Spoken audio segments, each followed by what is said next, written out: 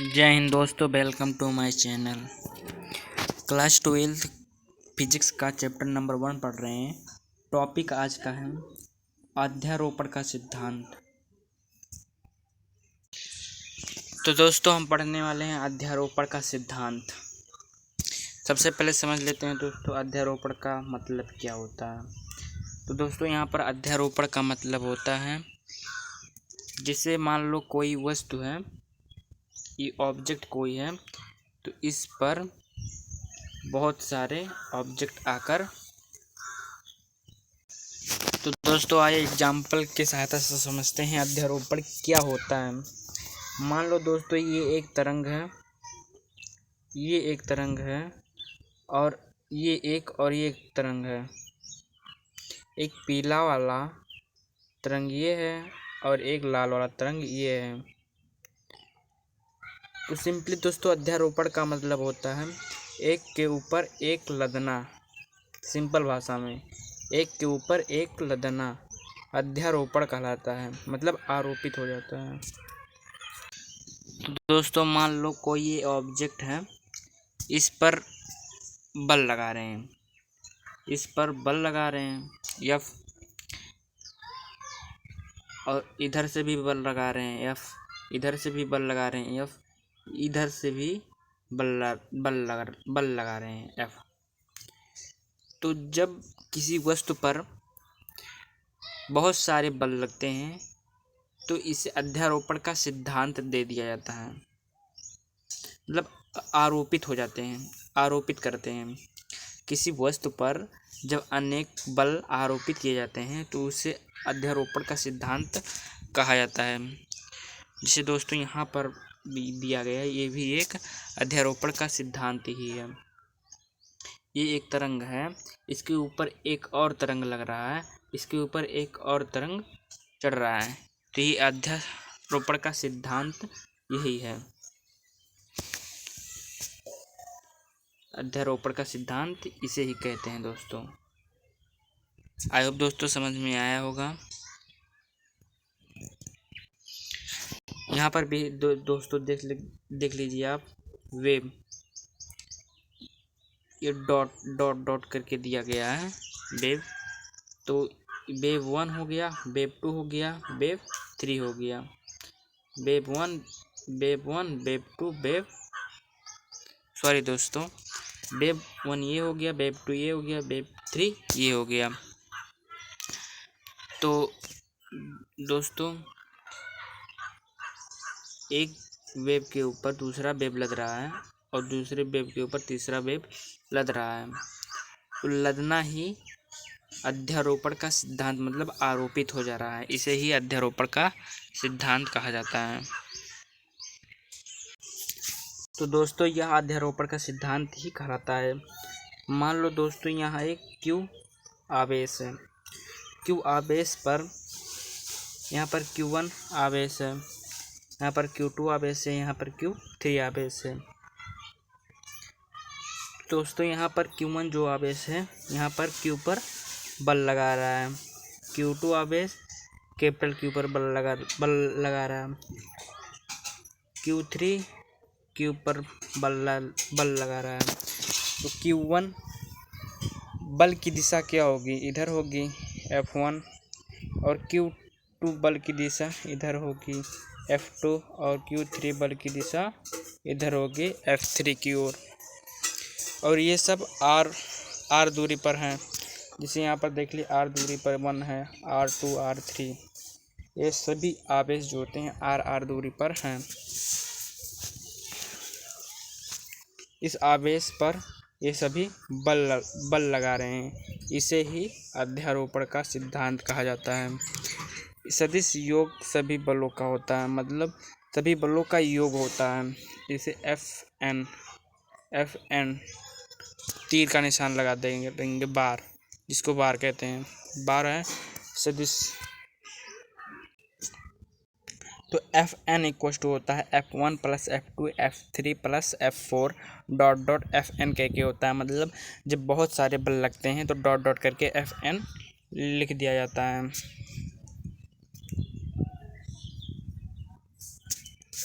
Fn Fn बल लगता है। तो दोस्तों एक यहाँ पर बहुत इम्पोर्टेंट फार्मूला है। Fn जब दो बल समान रूप से लग रहे हैं, ठीक है, जब सिर्फ दो ही बल लग रहे हैं समान रूप से, मतलब दोनों बल समान रूप से लग रहे हैं, तो इसका फार्मूला होता है 2F0 cos θ/2। 2F0 cos θ/2। 2F0 cos θ/2।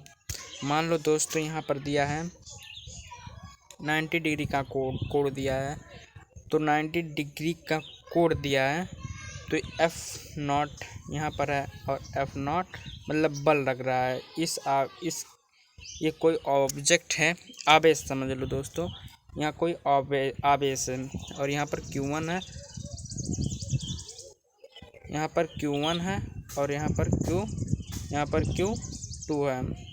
दोस्तों यहाँ पर जब बल लग रहा है, एक इधर से बल लग रहा है, एक इधर से बल लग रहा है, दोस्तों यहाँ पर 60 डिग्री का कोण बन रहा है, तो परिणामी बल क्या होगा, मतलब Fn क्या होगा।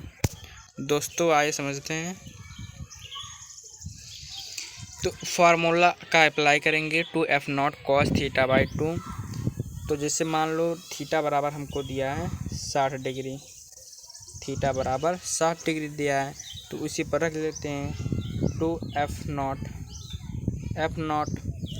को ऐसे लिख देंगे, cos थीटा का मान 60 है, बाई 2 करेंगे, 2 से काटेंगे तो 30 आ जाएगा, 30 डिग्री। दोस्तों फिर से लिख लेते हैं, तो 2F0 cos 30 degree. cos 30 degree का मान क्या होता है दोस्तों? cos 30 डिग्री का मान होता है √3/2 होता है। cos 30 डिग्री का मान √3/2 होता है। तो आइए रखते हैं, तो 2F0 √3/2 होता है। तो यहाँ पर दोस्तों 2 से 2 कैंसिल हो जाता है, तो यहाँ F0, तो यहाँ आ जाता है F0 30 √3, F0 √3, जिसे दोस्तों यहाँ पर दिया गया है एग्जाम्पल के सहायता से। cos 30 डिग्री का मान इतना है, cos 30 डिग्री का मान √3/2 होता है। तो ऐसे और एग्जाम्पल के सहारे समझ लेते हैं दोस्तों। मान लो कोई ये ऑब्जेक्ट है, ऑब्जेक्ट नहीं समझो, आवेश ही समझ लो। इधर से आवेश, इधर से बल लग रहा है और एक इधर से बल लग रहा है। Q1 है यहाँ पर Q1 और यहाँ पर Q2 है, तो इधर जाएगा तो बल की दिशा इधर होगा F1, और Q2 इधर है तो बल की दिशा इधर होगी F2। तो यहाँ पर 90 डिग्री बनेगा, मतलब 90 डिग्री हो गया दोस्तों। तो थीटा बराबर 90 डिग्री, तो थीटा बराबर 90 डिग्री हो गया, थीटा बराबर 90 डिग्री। तो यही फार्मूला अप्लाई करेंगे, ये सिर्फ दो ही आवेशों के लिए फार्मूला है। तो Fn इक्वल टू करेंगे 2F0 cos θ/2 करेंगे। तो ये फार्मूला अप्लाई करेंगे, थीटा का मान जो होता है 90 डिग्री दिया है, तो थीटा पर का मान यहाँ पर रखेंगे, तो 90 डिग्री बराबर बटा 2 हो जाएगा। 2 से डिवाइड करेंगे 90 को, 45 डिग्री आ जाएगा। अप्लाई करते हैं दोस्तों, तो cos 45 डिग्री का मान कितना होता है दोस्तों? cos 45 डिग्री का मान 1/√3 होता है, 1/√2 होता है, 1/√2 होता है। तो आइए दोस्तों रखते हैं, तो cos 1/√2 होता है, डायरेक्ट वैसे दोस्तों रख दे रहे हैं F0 1/√2। जब भी दोस्तों अंडर रूट से गुणा हो जाता है, मल्टीप्लाई जब करते हैं तो वो इंटीजर नंबर में आ जाता है। जैसे दोस्तों यहाँ पर 1/√2 है, तो नीचे और ऊपर √2 से गुणा करते हैं, तो ये √2 बटा √2 हो गया। √2, तो ये √2 से गुणा हो जाएगा, और ये भी √2 से गुणा हो जाएगा। तो आइए दोस्तों समझते हैं। तो यहाँ पर हो जाएगा fn बराबर हो जाएगा 2√2 f0 बटा √2 दोस्तों √2 हो जाएगा 2, मतलब गुणा करेंगे तो 2 हो जाएगा। तो यहाँ पर दोस्तों बचेगा बराबर 2√2 f0 बाई 2 से 2 डिवाइड हो जाएगा। तो दोस्तों यहाँ पर आ जाएगा fn का मान हो जाएगा √2 f0 हो जाएगा। अगर दोस्तों थीटा का मान 90 डिग्री रहेगा तो fn का मान √2 f0 हो जाएगा। दिस आंसर दोस्तों।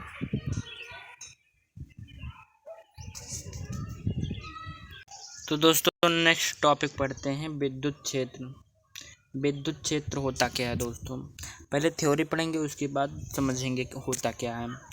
तो एक धन आवेश या ऋण आवेश, कोई भी एक धन आवेश या ऋण आवेश कोई एक लेना है अपने चारों ओर, ठीक है।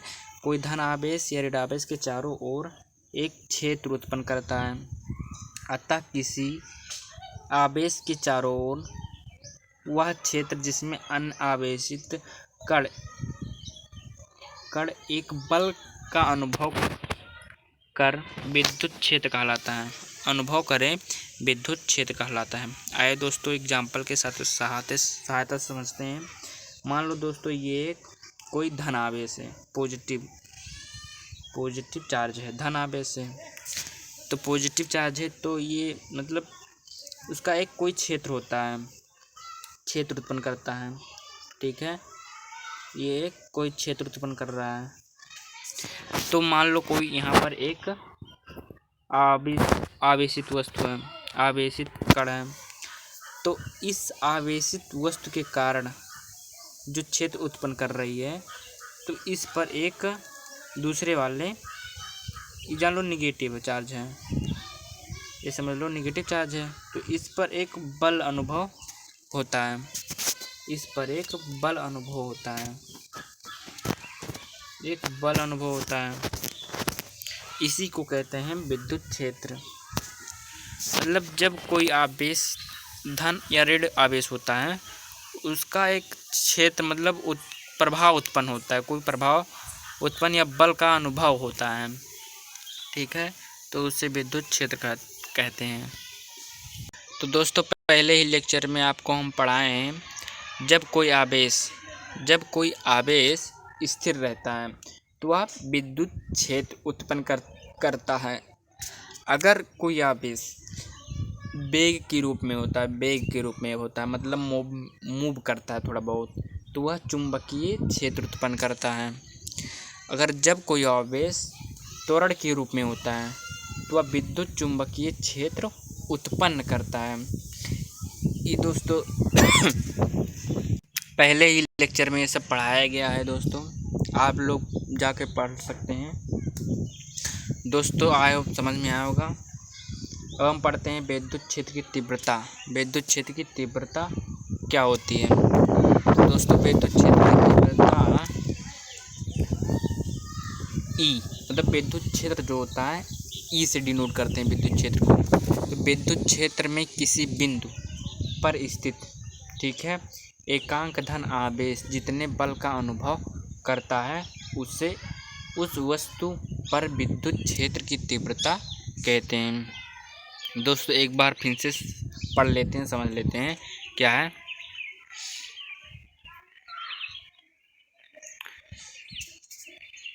देखो दोस्तों, विद्युत क्षेत्र का मतलब होता है कोई आवेश है, इस आवेश से एक क्षेत्र उत्पन्न हो रहा है, प्रभाव उत्पन्न हो रहा है, ठीक है, जिसे विद्युत क्षेत्र है। तो विद्युत क्षेत्र में किसी बिंदु पर, मान लो ये विद्युत क्षेत्र है, ये सब विद्युत क्षेत्र है, ये सब विद्युत क्षेत्र है। तो विद्युत क्षेत्र में एक आवेश, एक स्थिर एकांक धन आवेश, यहाँ पर धन आवेश है, समझ लो दोस्तों, यहाँ पर धन आवेश है, जितने बल का अनुभव करता है, ये जो है ये आवेश जितने बल का अनुभव करेगा, ये आवेश जितने बल का अनुभव करेगा, ये आवेश, ये वाला जितने बल का अनुभव करेगा, उसे उस बिंदु पर एकांक धन आवेश जितने बल का अनुभव करेगा, उसे उस बिंदु पर विद्युत क्षेत्र की तीव्रता कहते हैं। उसे ही विद्युत क्षेत्र की तीव्रता कहते हैं। फिर से दोस्तों पढ़ लेते हैं।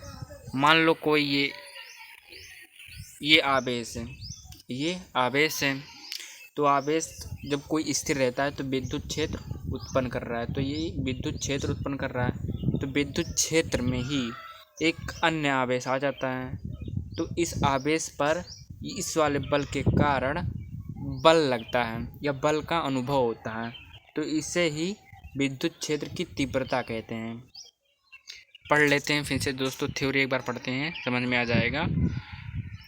मान लो दोस्तों, विद्युत क्षेत्र में किसी बिंदु पर स्थित एकांक धन आवेश जितने बल का अनुभव करता है, उसे उस बिंदु पर विद्युत क्षेत्र की तीव्रता कहते हैं। दोस्तों समझ में आया होगा। तो दोस्तों विद्युत क्षेत्र की तीव्रता का मात्रक ये होता है, ये दोस्तों ऐसे कह सकते हैं, एकांक आवेश पर लगने वाले बल को विद्युत क्षेत्र की तीव्रता कहते हैं। एकांक आवेश पर जो नीचे होता है उसे दोस्तों एकांक कहते हैं।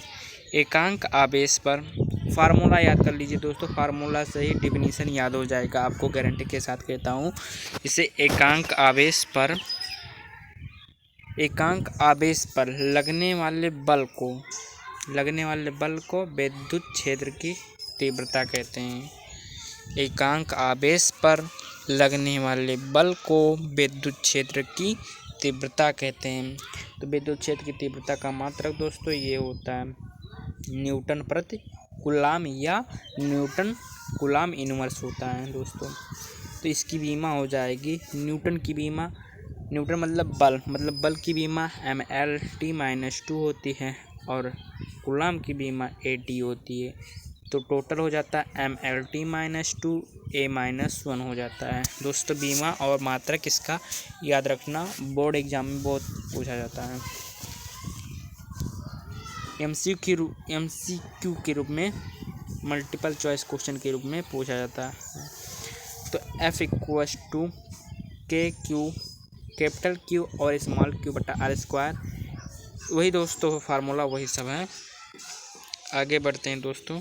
तो इस विद्युत क्षेत्र की तीव्रता का मात्रा क्या प्रकृति मतलब किस नेचर का होता है, तो ये सदिश राशि के रूप में होता है,